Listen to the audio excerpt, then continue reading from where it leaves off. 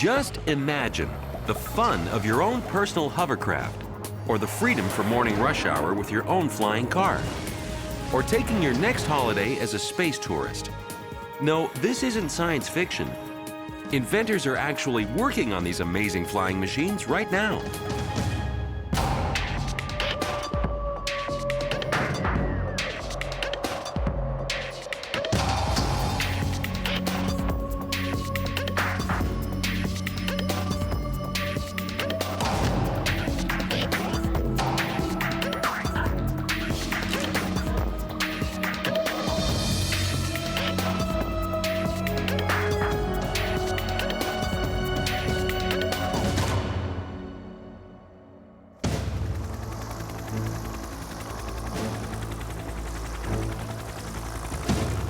Commencing 10-second countdown.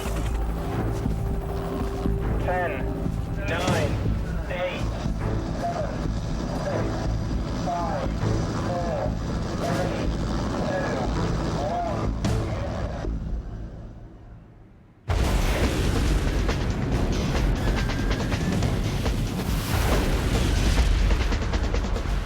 I had this fear that I would be an old man, you know, on my deathbed with all my kids around me, and I'd be saying, yeah, I've paid the mortgage off and the kids have grown up and everything's fine, and I could have gone in space if I wanted to. I could have become an astronaut.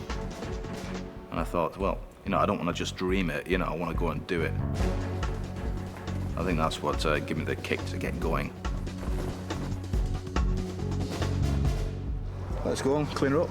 Yeah. Put her in a museum, because we're going to build something a lot bigger than this now. Oh, yes. For Steve Bennett to turn his dream of becoming a private astronaut into reality, his first hurdle is to win the $10 million X Prize. Well, we're in this international competition. There are 23 teams competing to win the X Prize. It's a $10 million prize, the first non-governmental organisation that can launch 3 people up 100 kilometres and bring them back safely. This huge cash award is offered by the X Prize Foundation, which was set up to launch private space tourism and give ordinary people the thrill of traveling above the wild blue yonder. To win the X Prize, you don't have to go into orbit or take a spin around the planet. You just go straight up 10 times as high as your average airliner flies and come straight back down. And repeat the stunt within a couple of weeks. And Bennett and his Manchester-based team are striding among the frontrunners with their Starchaser launch craft already built. Behind me is the 37-foot Nova rocket. This was the largest rocket ever launched from British soil, you know. This was bigger than anything the British government have launched from the UK, bigger than anything Rolls-Royce or British Aerospace have launched, you know, and we did it. This is capable of actually carrying a person most of the way into space. It's a single-seater rocket. The Nova rocket is designed to bridge the technology gap between our unmanned Starchaser 3 series of rockets and the rocket we're going to use to win the X Prize. In order to win the X Prize, we've got to get 3 people up there. Nova can only carry 1 person. So we're going to test a lot of the technology we need to work out. You know, we're going to test that on Nova and get that right before we put 3 people in the rocket. Steve Bennett's dream of traveling into space wasn't just a flash in the pan. He was first bitten by the bug as a youngster, way back in the 60s. I was inspired by the hit TV series Thunderbirds when I was a kid. You know, a lot of kids were into it, but with me, it really meant something, and I wanted to show the world just what it meant to me. I knew that Thunderbirds, even as a kid, I knew Thunderbirds was a dream, but there's this Walt Disney thing in me. I wanted to bring the dream to life, and I guess that's what I'm doing. And in 1969, with man's first landing on the moon, young Steve was hooked. How many miles out do you have it now? Roughly about 50,000. It's one small step for man, one giant leap for mankind. You know, it looked like trips to the moon might be possible within my lifetime. It looked like Space Frontier was really opening up. That was the kind of inspiration, and as I got older, I realized that wasn't happening. So I thought I'd better do something about it. And do something about it he did. At the ripe old age of 10, young Steve started building his own rockets, powered by his own special sugar-based fuel recipe. Luckily for the quiet Manchester neighborhood, Steve's mother was on hand for the odd mishap. But Steve refused to have his spirits dampened. And these rockets were only just a few inches long, and they were only going to fly to a few hundred feet. But I was kind of bitten by the bug. You know, I built these little rockets, I got them to fly, and over the years, the rockets got bigger and better, and they flew higher. But NASA will confirm rocketry is a pricey hobby. If Steve wanted to continue boldly going, he had to find some cash. So what I did was I built a big rocket. It was a 10.5-foot rocket, the biggest amateur rocket ever built in the UK. And the idea was to get somebody to advertise on it, sponsor it, and I could use the money to build bigger and better rockets. One of the first things that I invented was a sugar-based rocket propellant, a rocket fuel. And I got some interest from a big sugar manufacturer in the UK, and they sponsored me. I was able to use the money that they provided to build a much bigger rocket. It was a 21-foot rocket called Starchaser 2, and when launched, that was the biggest private civilian rocket ever launched in Europe. We got that up there, we got it back again, and now that's on display in the Science Museum in Manchester. So today's a very, very important day for us. Steve, very quickly, one last bit just here. Steve, The Brits love a feisty amateur, and Bennett was soon able to attract enough sponsors and investors to launch Starchaser Industries in 1998.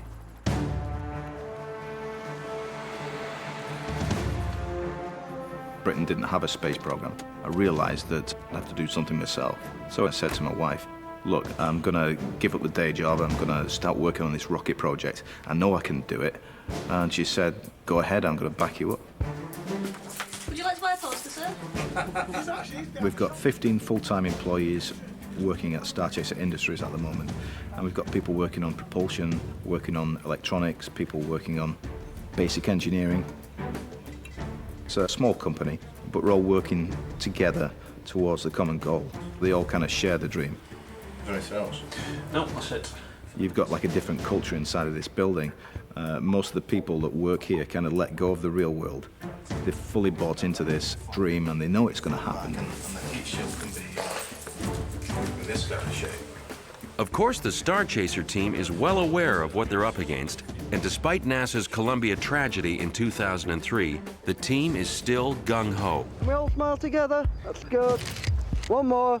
But being involved in such a dangerous project means a lot of soul-searching. It makes you think about your own mortality and makes us think about, you know, what it is we're trying to achieve. But risk is part and parcel of this business. You know, I think about that flight. I think about the risks, flying in Nova and the other rocket. I think about it every day. You know, I want to come back. I love my family, I love my wife, I love my kids. I'm going to make sure I come back. And the Starchaser team is still on schedule. Bennett's bigger, better three-man rocket, named in honor of his boyhood heroes, will soon be ready for its maiden voyage. This is the blueprint of the Thunderbird rocket. It's going to be liquid powered. It's going to use kerosene and oxygen as propellants. This Thunderbird rocket will actually carry 3 people up 100 kilometers and bring them safely back to the surface of the Earth. In addition to that, it's reusable, so we can launch it again and again. It's got to be reusable in order to win the prize. Meanwhile, on a desolate tidal mudflat at Morecambe Bay on the northwest English coast, the Nova test launchings continue to make sure the rocket can carry a payload high enough to qualify for the X Prize. Morecambe Bay is great because it's quite close to us. It's got 100 square miles of damp sand. You know, when the tide goes out, essentially we're launching from the seabed. And there's no people, property or livestock to hit should the rocket come down and, you know, suffer a major malfunction. So it's quite convenient.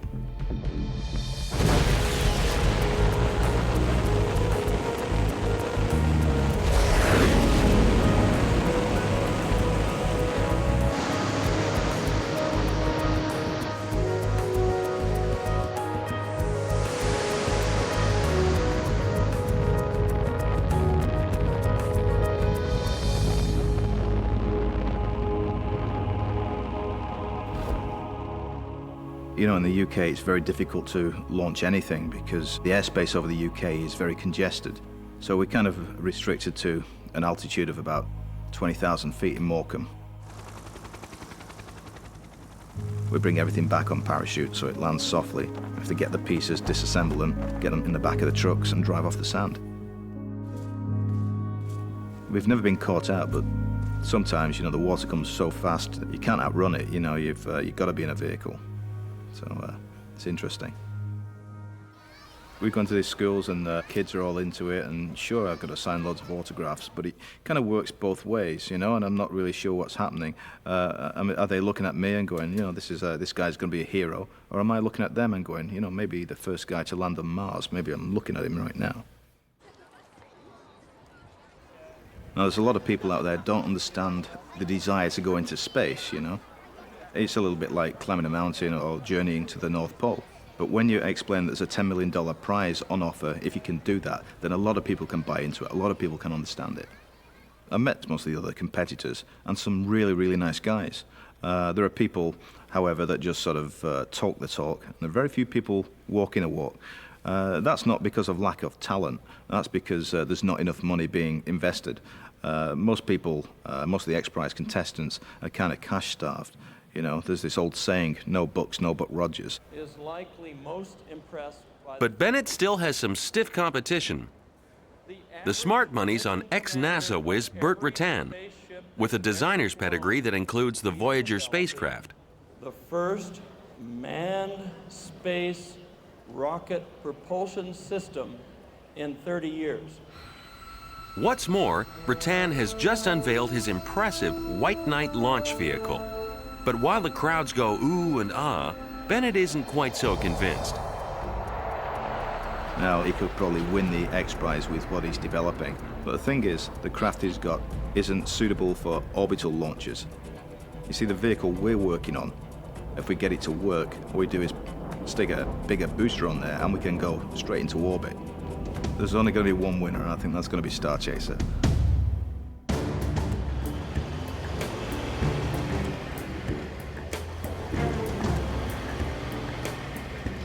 The race for the X-Prize is heating up, and now some less sportsmanlike competitors are hitting a little below the belt. Well, these guys were saying that we're actually going to fly in a converted cement mixer, which is completely untrue. They said that I was banned from military launch ranges and banned from testing stuff for military launch ranges, which again is untrue. Finally, they've said that Starchaser lead the field only in the number of crashes, which is totally untrue. You know, we've launched 16 rockets in the past 11 years. 14 of them have been successful. That's a pretty good success rate for a rocket program. To drum up local interest and push the project on, Bennett trucked his Starchaser launch rocket around Manchester, announcing his intention of testing the first ever manned drop of his Nova space capsule. And the man who would plummet from the sky would be Steve himself.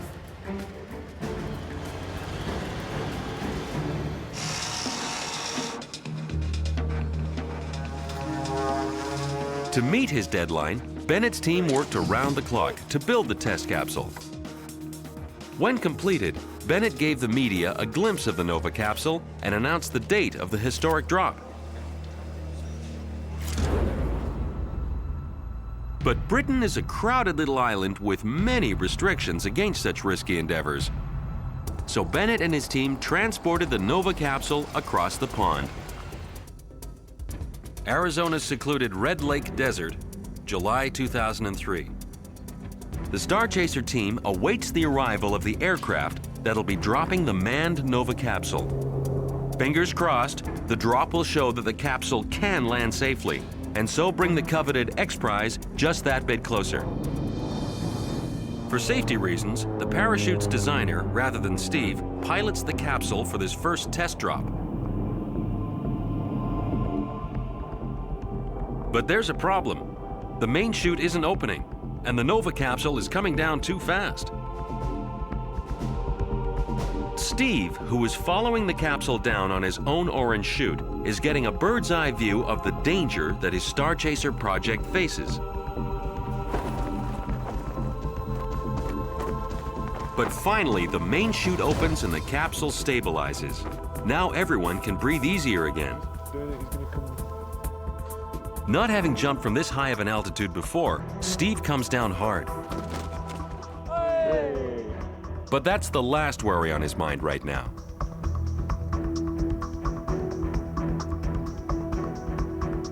The Nova capsule's own return to Earth was slightly bumpy, But there's relief that the capsule's pilot, Ted Strong, has managed to retrieve what might have been a rather nasty situation.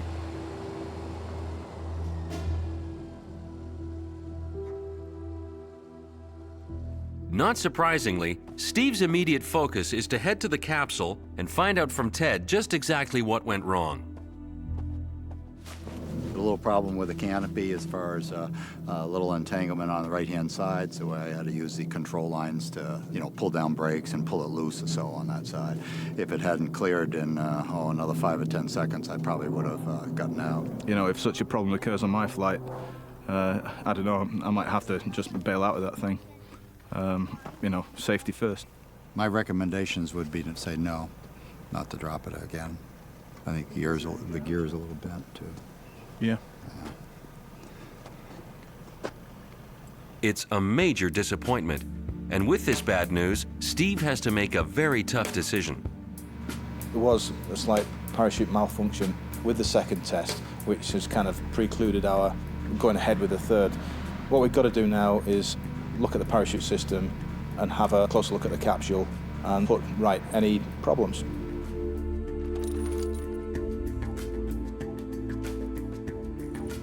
Prior to doing these tests, we were looking at winning the X Prize in about 18 months. Now, the fact that we've got to make a few adjustments and come back and do more tests, that's kind of set us back a bit. But having said that, we have actually learned a lot from doing them. Everything we did worked. So generally, the way we wanted to do this, it's all been proved, and we know how to bring our capsule back.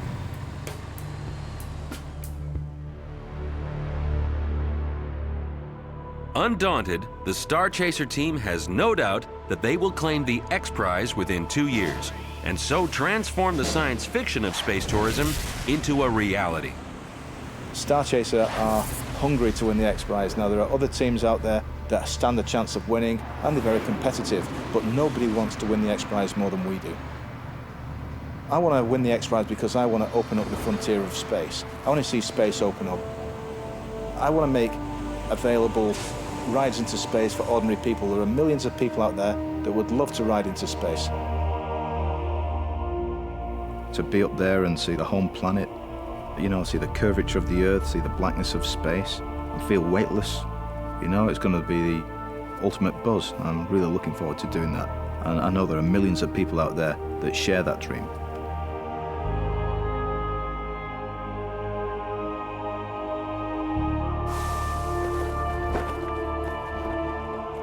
The technology to do this has been around for years. It's been around for decades. What we're doing is bringing it together and making it happen. If I want to be remembered for something, I want it to be for opening the frontier of space.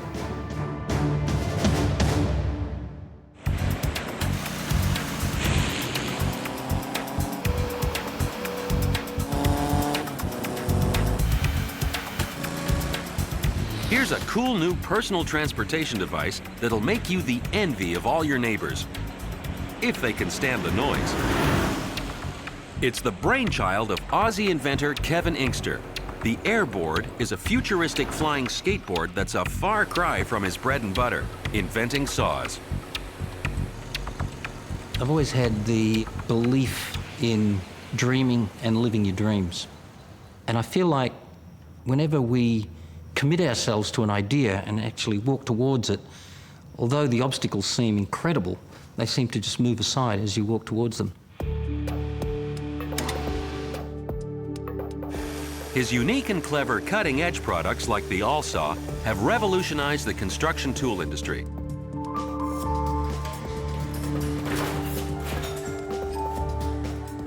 Inkster's innovative odyssey began in the late 70s when he gave up his day job as a policeman. And like so many young people at the time, dropped out to find himself. Soon, an old passion for woodworking was being rekindled. Getting involved in woodwork and not being able to afford the proper tools, I started manufacturing, making my own tools. I was invited to this seminar and we were all asked to bring our tools, and I brought my tools, and when I laid them out, they were different to everybody else's because they were manufactured in ignorance. I just made tools to do various jobs that I needed to do. A lot of the other woodworkers liked my tools. One of them was a little disc called the woodcarver blade, and that became very, very popular. More popular, in fact, than my woodwork. In fact, the tools were popular enough to sidetrack Kevin into heading back to Perth to launch a new company that would develop and sell his woodworking tools. This is a, if I remember rightly, it was a component of a Volkswagen, which I drilled a hole in and wrapped a bit of chainsaw chain around it to create this sort of dangerous looking disc. This, all these steps to this. Now what do we do next? Well, I reckon... Such simple, effective ideas soon turned Kevin and brother Ian's family business into a thriving success. And that gave Kevin the luxury of a little time to indulge in dreaming up new ideas. In 2000, it was Sydney's turn to host the Summer Olympics. They would be the first games of the new millennium, and the organizers were looking for a futuristic theme for the opening ceremonies. What better place for one of Australia's quirkiest inventors to unveil his latest concept? I originally got the idea from watching the movie Back to the Future. I think Back to the Future 2, where they have the hoverboard in it that Michael J. Fox scoots off on. When we came out of the movie, my sons were, were excited. I said something to the effect of, well, I could do something like that. And then many years later, when my friend Andrew asked if we could offer something for the Olympic Games, I suggested that. It all started one night when Kevin was practicing with his band. As we take our journey on ship of life. Let's take time each day. It was his guitarist, who had been hired as a designer for the Olympics, who told Kevin that the IOC was looking for a blockbuster idea to kick off the games. Immediately, in a flash of inspiration, Mr. Inkster went right back to his company shop and started work. Kevin came back from a jam session and had all these ideas about the Olympics, how can we be involved and what can we do, and he had this idea of a hovering machine. Well, the original concept actually was that we would just have a small disc which we would have a motor in it and get it to hover, and then perhaps we would get people to stand on it and we could perhaps fling them, they would glide from one place to another just through their own inertia. Perhaps we'd use ropes, and that was the concept that I put to the committee. Concept came about, we can do this, we can do that. And of course, I'm the ever skeptic. I don't think people are going to like this, I don't think people are going to like that. I wasn't alone.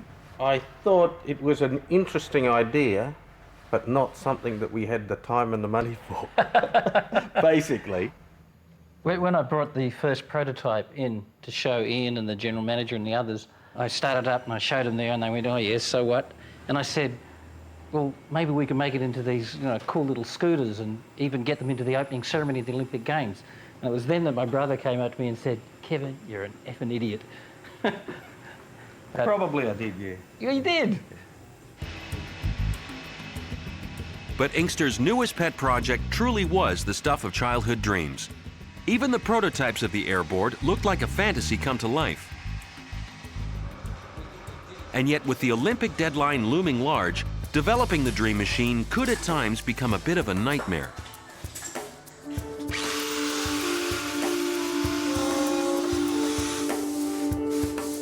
Things would go not quite according to plan. What we have to do now is we have to... And of course the time frame meant that we were under constant pressure changing this. Product by Friday. Because Kevin's a sort of a pick up the ball and run with it sort of a guy, things change quite often. We'd be busy doing one thing, had spent 10, maybe more hours doing something, wasn't quite right, so we would change it. Spend another frustrating day trying to get those things going. It was pretty nervy, but we got there, just in time. Management technique that we employ quite often here. D-Day was getting close, and there were still gremlins giving Kevin's team headaches. An out-of-control airboard is not something you want half the world watching. We solved that by putting a small drive wheel at the rear so that the operator, if he leans back, the drive wheel contacts the ground and thrust you up to your operating speed. You then lean forward and then you're completely flying. For turning, we had underneath them, there's circular brushes. When you lean to one side, the brushes engage the ground. With gentle friction, you can do slight turns or you can do sharp turns. So you end up completely controlling the machine just with your weight. So it becomes like surfing or skiing. In fact, the sensation, I would say, is very similar to skiing on air, if there's such a thing. The Olympic Committee actually wanted to choreograph the whole show, so they wanted us to be in a certain place at a certain time. We had to be able to accelerate, decelerate, turn sharply, and do all sorts of things that hovercraft can't ordinarily do. The course of true invention never runs smooth.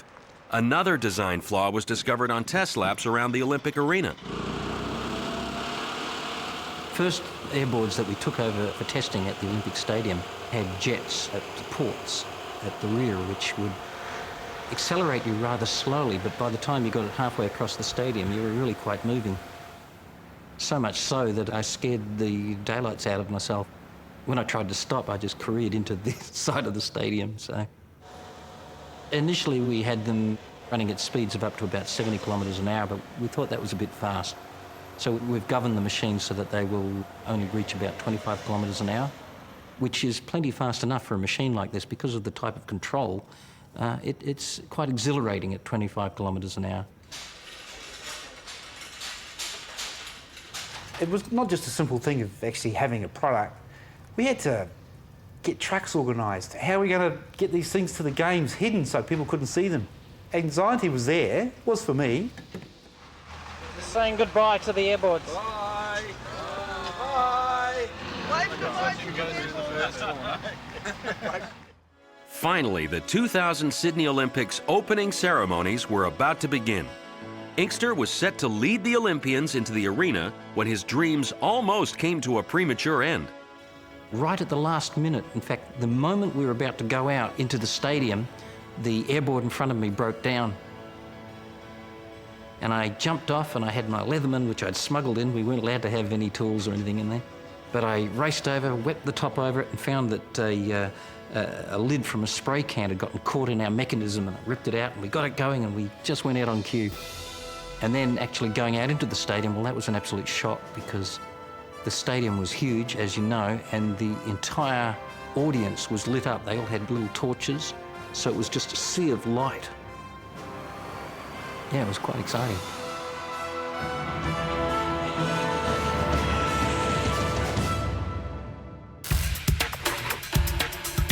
With its successful Olympic debut, the Airboard became an overnight sensation. Building on all the wonderful publicity, Kevin set about souping up his lean, mean machine into a faster, more maneuverable Grand Prix model that every kid, young or old, would positively lust after. We're very, very particular. These machines are quite expensive, and so we want them to look like Ferraris. We don't want a blemish on them.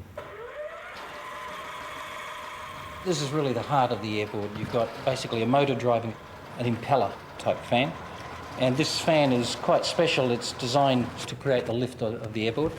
And it sucks about 30% of the air over the motor and through the back here. And the other 70% comes in through the opening at the front of the airboard. And that's what gives you your lift and your thrust and everything else. So the way the machine now works is that it's all controlled with your weight. So if you lean back and engage the clutch, then it drives that wheel and you accelerate up to speed. As soon as you lean forward, you're flying.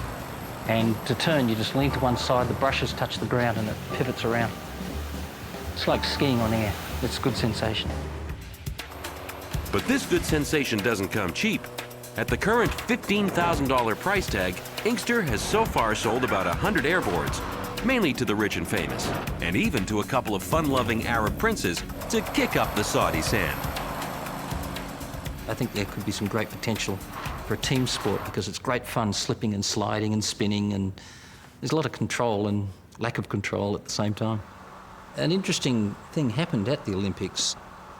The running track around the perimeter of the stadium is made from a very coarse rubber, such that water and dirt would settle in the rubber and they couldn't sweep it off with any mechanical method. And they asked us to test the airboards in the wet situation to see if it would blow up too much water around. We noticed that wherever the airboard went, it left the ground spotlessly clean. The pressure from under the skirt would just force all of the water, dirt, the moths that were falling from the sky, from the lights, would force them to the side, leaving the ground perfectly clean. So it occurred to me that if I also included a vacuum setup using the same fan that we were using to lift the machine, we might have a very efficient cleaning device. We quickly set about testing that concept, and we found that it is vastly superior to normal vacuuming. You can clean an area 10, 20, up to 100 times faster than normal vacuuming. Well, I think the airboard already has practical application, but together with the vacuum, you could suck up water, you could dry Wimbledon with these machines, which are actually great fun to ride. The perfect machine. The airboard represents a dream to me. I want us to have fun things. When I was a kid, I imagined that by the time I was 50 years old, we would all be flying around. And all kinds of weird things, and we're not, and we could. And that really pisses me off.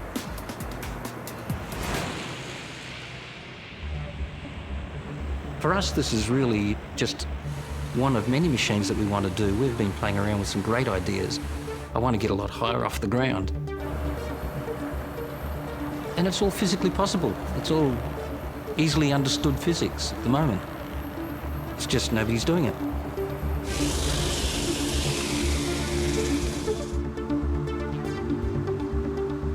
So, true to form, Kevin Inkster is back to the drawing board, dreaming with his inventor's mind of great new ideas that might just catch the imagination of those of us not quite so blessed with that rare ability to turn a dream into reality.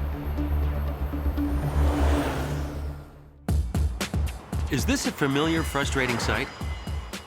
Does this remind you of your daily drive to work? Well, just hang on. Change is in the air. In the not-too-distant future, the skies could be filled with flying cars. And getting to work in the morning will be a breeze. That is, if you listen to this man, Paul Mahler, who 40 years ago became obsessed with making a car that flies. 4 decades on, he's still consumed with the idea and is determined to show the world that he's been right all along. But the big question now for 66-year-old Mahler is, will he be around long enough to see his vision flourish? Hence, this impressive daily dose of every health-enhancing pill imaginable. Ever since he was a kid on a chicken farm in an isolated valley in British Columbia, Paul Mahler has been inventing things.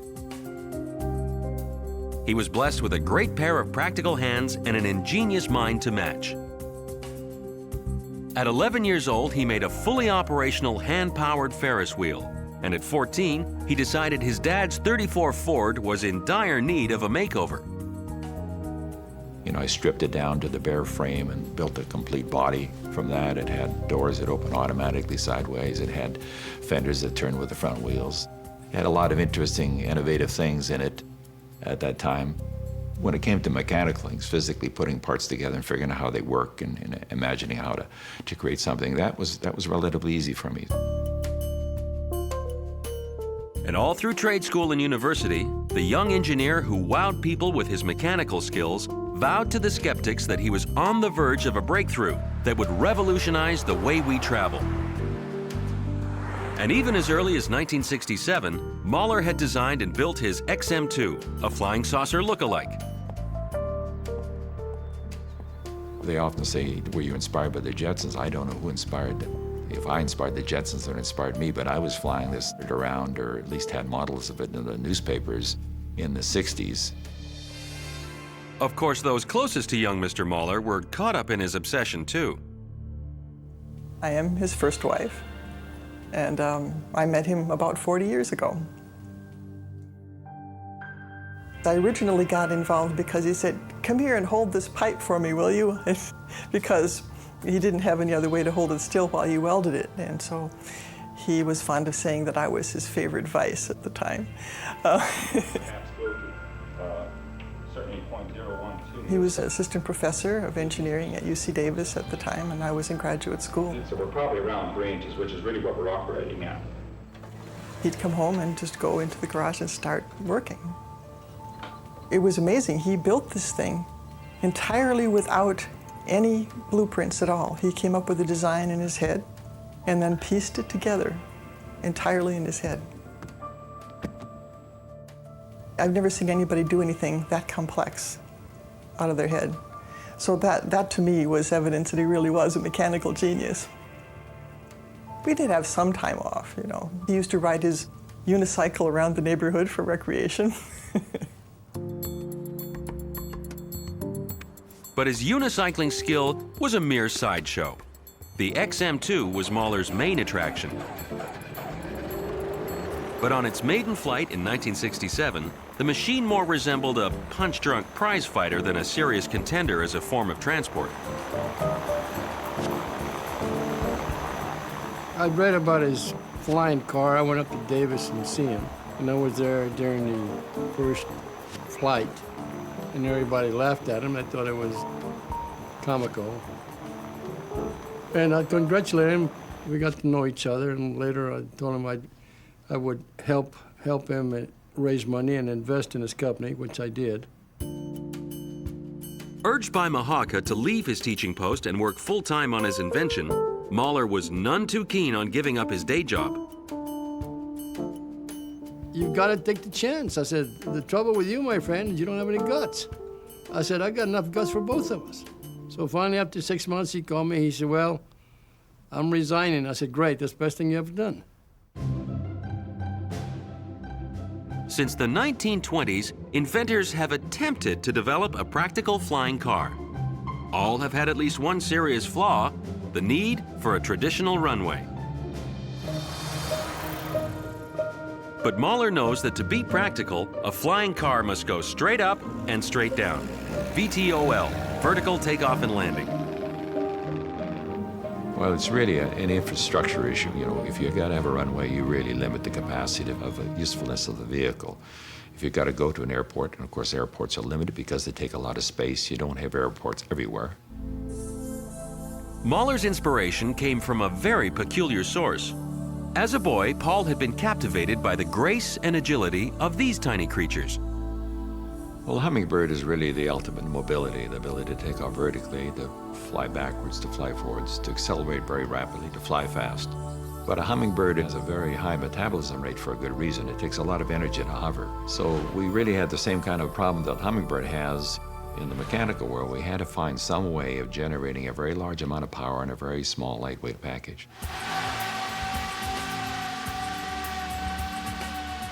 This vertical takeoff and landing flying cylinder was his prototype. Called the Airboard, it was designed for the military so they could peer behind enemy lines. This theory was good, and Paul went into full-time production of the new improved Sky Car. Hot off the bench came the M200X, a design he believed really would fly. The difference between the M200X and earlier models was the power plant. Now he had stronger rotary engines that could deliver the lift needed to get him straight up and in flying mode. I estimate it would take us about 10 years, but Paul is very methodical. And that's probably the only fault he has, besides being a genius. This is Dr. Paul Mahler flying the M200X. And finally, 20 years and millions of dollars later, Mahler was ready to unveil his M200X Sky Car to a patient world.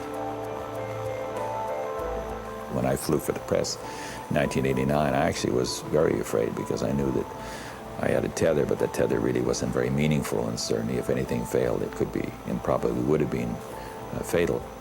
So I was the most happy person that's ever existed in my life is when I completed that 2-minute flight and was returning for the landing and knew that I was going to continue to live for a while longer. The engines create a downward thrust, pushing Mahler's flying machine slightly upwards. But going forward is a tougher proposition. It's a neat vehicle for many applications, but what it lacks forward speed capability, and if you try to fly this forward, you don't have a big tail setting out here to stabilize it. And that's risky because if something goes wrong there at high speed, you don't have a second chance. It just blows the thing right up. Thankfully, Mahler saw fit to return to the drawing board.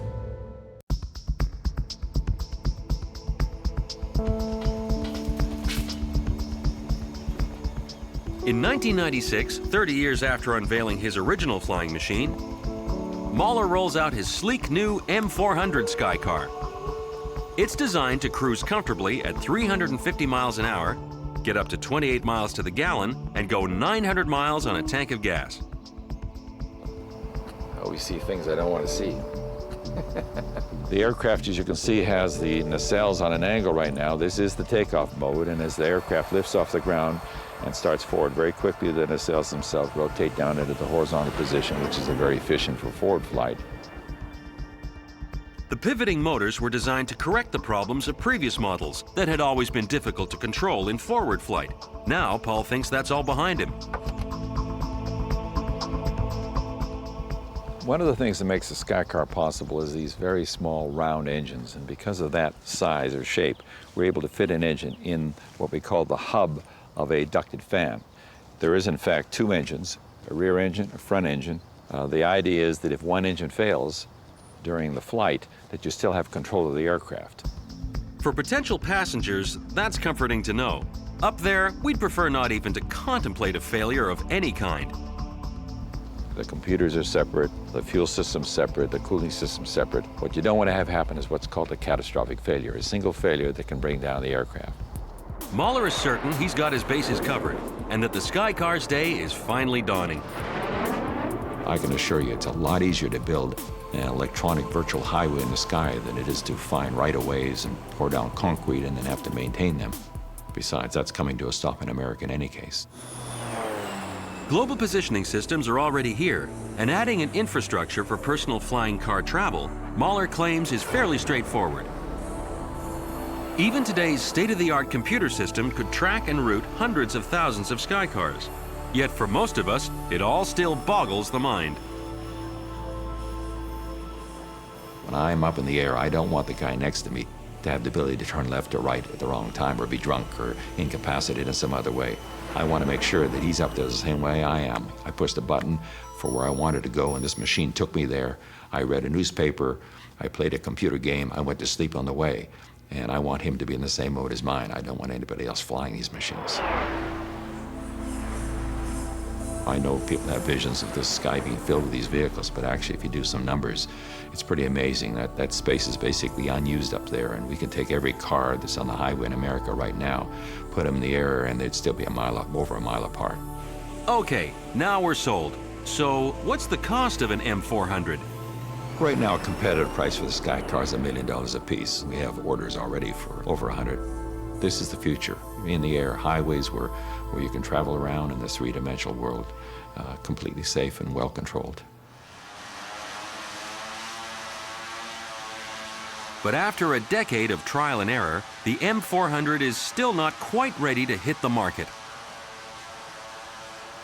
We are now in the process of putting the production engines, which are larger, always were determined to be larger, in place. We're increasing the size of the nacelle, the duct itself. Those two factors will give this vehicle the ultimate 2,400-pound payload. And with each new tweak of the design, Mahler had to raise more money. Already the Sky Car is in the hole to the tune of $200 million. Our problems have really never been that technically difficult. We had solutions, as I said, back in 1980 that worked very well, that nobody had ever achieved before. But to move from there to where we are meant raising another, $25 million. Try raising $25 million for a flying car, especially when we don't have highways in the sky.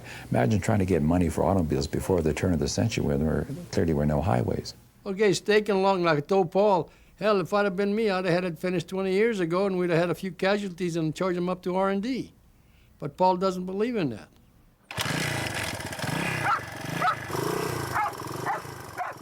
But Paul Mahler is no quitter, and to generate cash for his Sky Car project, he came up with something a little tamer and an easier sell, the Super Trap muffler.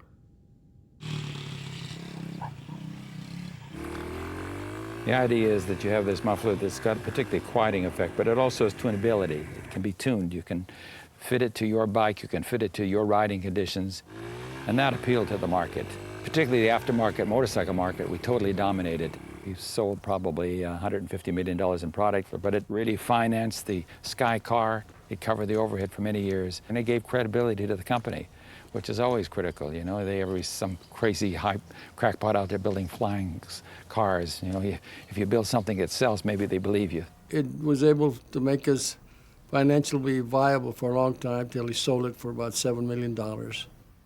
But 40 years is still a long time chasing what many people think is an impossible dream, and a life spent pushing back the odds takes its toll.